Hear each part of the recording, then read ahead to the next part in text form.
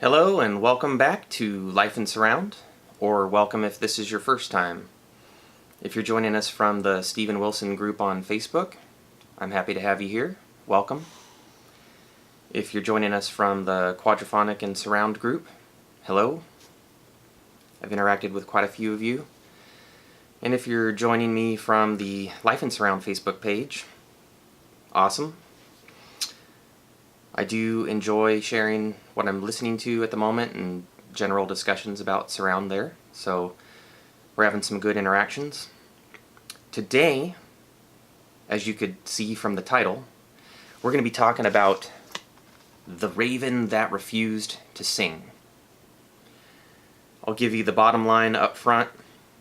This is one of my all-time favorite albums, let alone surround albums. It's exquisitely done. It's not for everybody, but in my book, it's a solid 10 out of 10. I joked around on Quadraphonic Quad that I have downgraded it to like a 9.7, but it rounds up to 10 anyway. I went through a phase where I was just so head over heels in love with this album that I would compare every surround release that came out to it. And though I've cooled on it ever so slightly, it remains a mainstay for me in my rotation of albums that I listen to. I think it's going to end up being rather timeless and sort of an instant classic. And that's saying something because this album bears its influences on its sleeve, but manages to be fresh and authentic and original in any case. So again, we're talking about The Raven That Refused to Sing, Steven Wilson. Mixed by Steven Wilson into 5.1. It is a great 5.1 mix. And for those of you who don't know, Steven Wilson is one of the great surround mixing engineers of our time, and really of all time.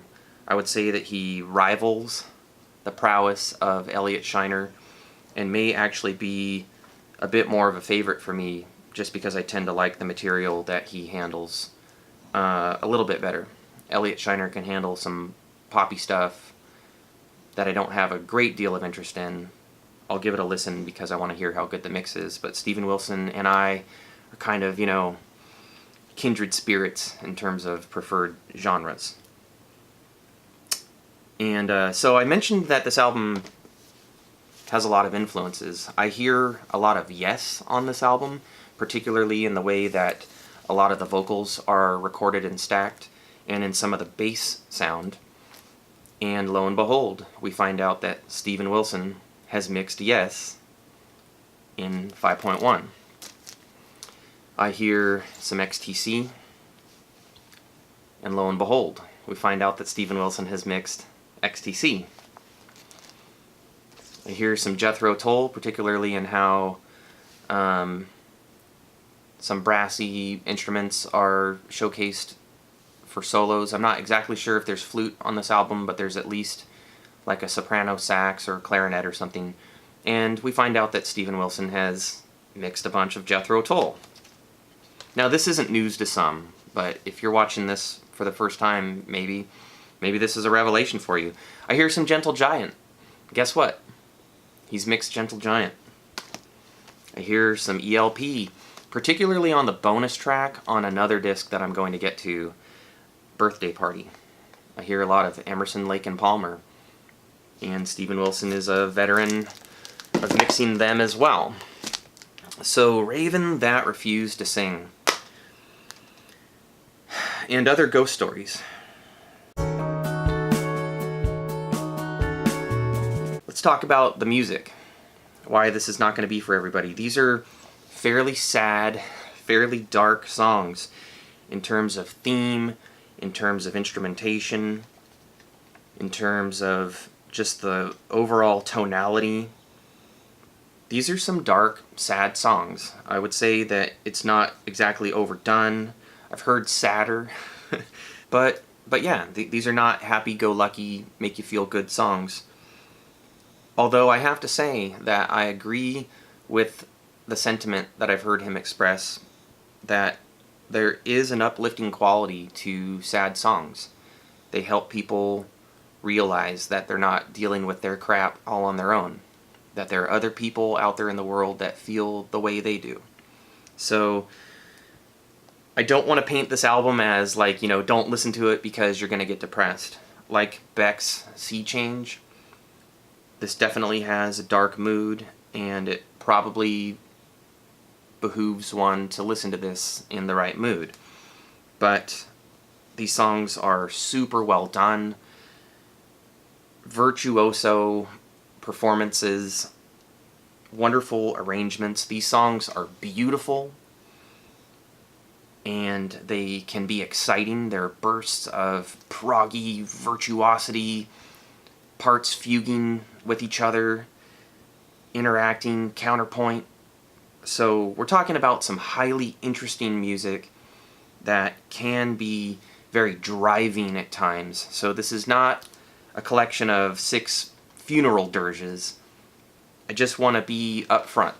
It's darkly themed, and so just go into it knowing that. Look for the beauty in it, and I think that you may find it to be an uplifting experience as well. So then let's talk about the mix. This is your typical Steven Wilson mix, which is a great thing. You have most of the solo or main parts up front, so you're going to get the main vocal mostly up front, rhythm guitars, guitar solos, brass solos. Those things are going to be either featured in the center channel or spread between the front, left, and right speakers. You're going to get more supportive elements in the rears. Drum flourishes, your keyboards, Mellotron, Rhodes electronic piano, backing vocals are going to tend to be hard panned into the surrounds. There are exceptions, like it's pretty easy to hear on the orchestral version of The Raven That Refused to Sing, which is a bonus track, that in one instance Steven decided to stack his harmony vocals right on top of the main vocal up in front.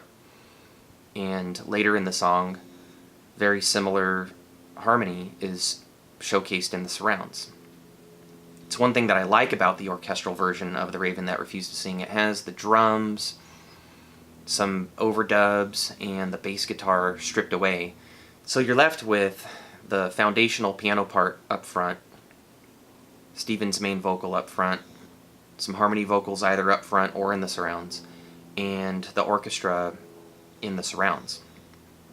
So that's not a bonus track here, though. What am I talking about? That is a bonus track here. Steven Wilson's Drive Home.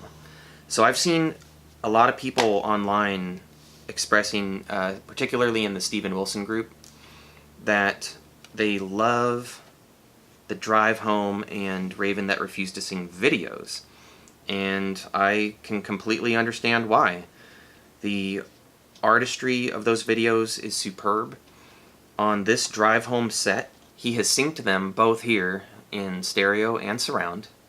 For my entertainment, I chose the surround soundtrack, and these videos are already captivating, but when you're immersed in Steven Wilson's surround mixology, it's just even that much more intense and engaging. For those not familiar, Drive Home is this sort of papier-mâché stop-motion type of animation, and The Raven That Refused to Sing is sort of like those dolls that their joints are held together by some sort of a grommet type thing, and so you get this dangling kind of motion.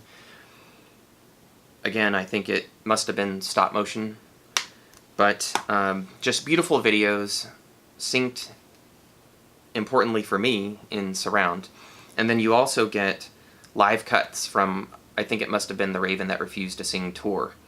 You get several Raven songs, you get the title track from Insurgentus, and then, like I said, you get these bonus tracks. You get Birthday Party and Raven That Refused to Sing orchestral version. So I'm going to go ahead and come out and say it. Raven That Refused to Sing is an absolute must, but so is Drive Home. Particularly for me, since I wished there was more Raven material on Steven's recent concert release, Home Invasion. Hey, you know, I get that itch scratched right here. So this is, to me, every bit as much of a value and a rewarding experience as Raven. I find this to be just like the world's greatest companion to the Raven album. So I'm going to cite them both as absolute musts. These are must-haves if you're into Steven Wilson or if you're into Surround. In terms of the sonics, this simply gets full marks. They are mastered very gingerly, if mastered at all. So there's a huge dynamic range. They're totally crankable. They sound just lovely, sound very natural. There are times where Wilson goes for a bit of a lo-fi effect, like he'll run his vocals through certain filters, vocoder. So he's not always going for like a natural acoustic sound, but the sound that he is going for is displayed very effectively. You get high-resolution, lossless mixes of both stereo and surround, so no lossy encodings here. It's DTS HD Master for both, I believe. There may be LPCM on Raven.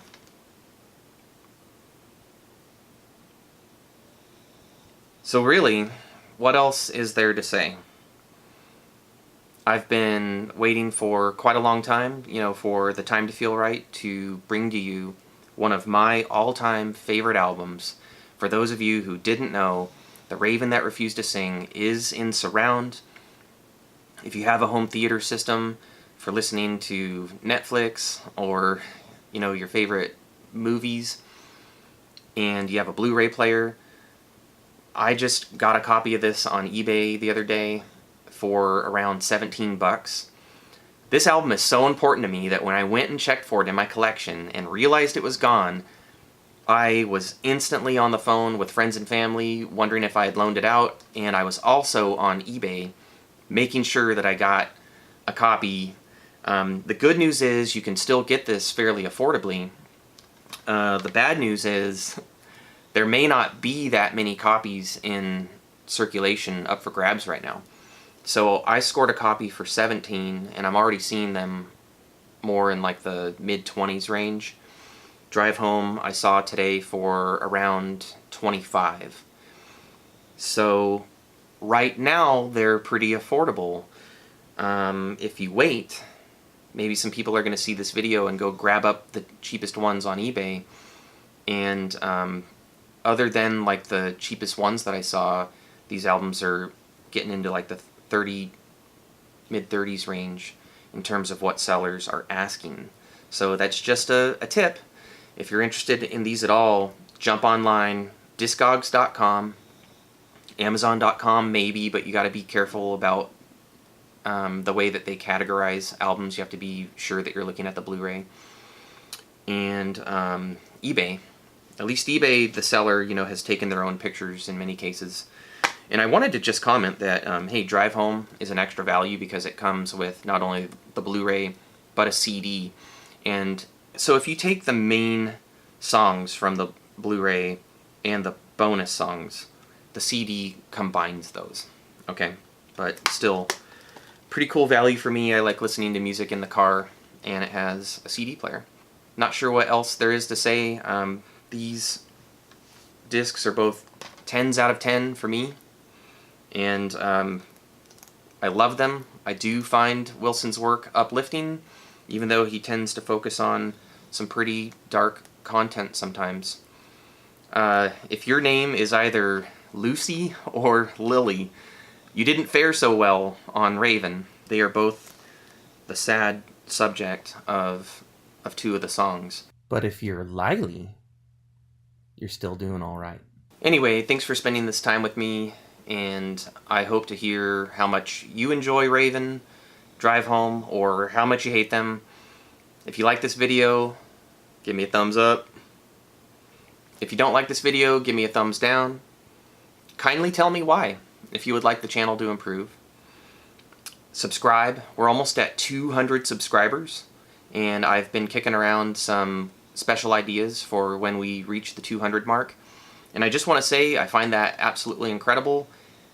This channel, the reaction that it's gotten, the fellowship that it has inspired, the interaction among surround enthusiasts and just music enthusiasts in general has far exceeded my hopes and dreams. And there's no ego involved here. If there are 5 people out there who love the same hobby as me, then that's fine. But it seems that there are evidently far more. And so the more the merrier. I'm just super happy about that. And not really doing anything to try to get to 200 subscribers, but it just seems like naturally we have some pretty good momentum going, and I am happy about that because it's exciting for me to hear from you, to get ideas from you, to share albums that I love and hate with you. And I guess the only thing left to say is, until next time, live life in surround.